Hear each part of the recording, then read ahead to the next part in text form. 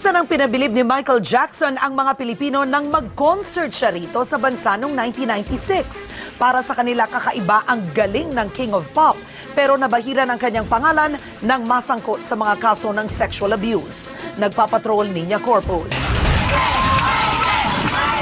Excited na sinalubong ng mga Pinoy si Michael Jackson sa bansa noong 1996. Dinumog siya ng fans at media, pero masayang tinanggap ni Michael ang kanyang fans. Espesyal na atensyon ang ibinigay niya, lalo na pag bata ang lumalapit sa kanya. Pati ang pamilya ni Alma Moreno nakipagsiksikan sa mga fans. Totoo ba na napaiyak ka dahil hindi ka nakapasok kanina? Hindi naman ako umiyak eh. Kasi kasabay ko yung mama ko, nandun kami sa labas. Kasunod namin si Michael. Biglang sinarado yung gate. Mama ko nasasaktan na. Inamin ni Vandolph na starstruck ang pamilya nila kay Jackson. Si Kuya Mark daw, nung nandun daw, ang sabi daw ni Kuya, "Ma, hindi ako makagalaw." Tapos si Mama naman, yun na siya. Oh, hindi. Nalagay si Mama gano'n yun daw. Kinabukasan, binisita ni Michael ang mga bagong panganak na sanggol sa isang ospital sa Parañaque. Sa exclusive interview sa kanya ng Inside Story, tinanong siya ni Loren Legarda kung bakit mahal na mahal niya ang mga bata.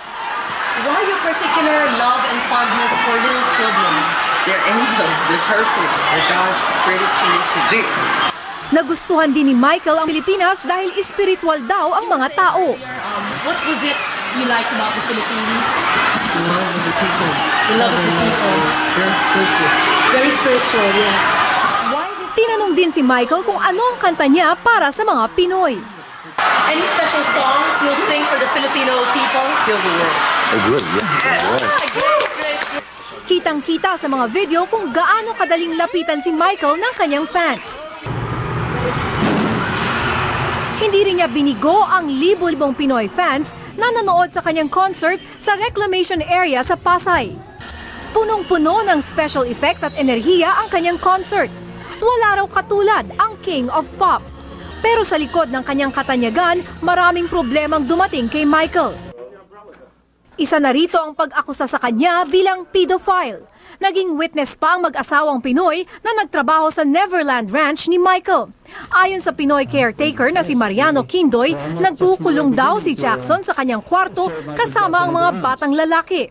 Bagamat sinabi rin ni Quindoy na ang boss niyang si Jackson ang pinakamabait na taong nakilala niya, meron daw itong sakit. Pero naareglo rin ni Jackson ang mga kaso ng sexual abuse. At kahit hindi siya nakulong, naging inspirasyon si Michael na mga presong to sa Cebu matapos sumikat sa YouTube ang video nila kung saan sabay-sabay silang sumayaw sa kantang Thriller ni Jacko.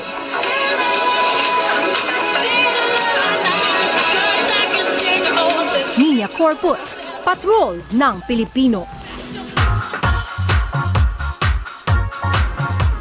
Bukod sa King of Pop Michael Jackson, pumanaw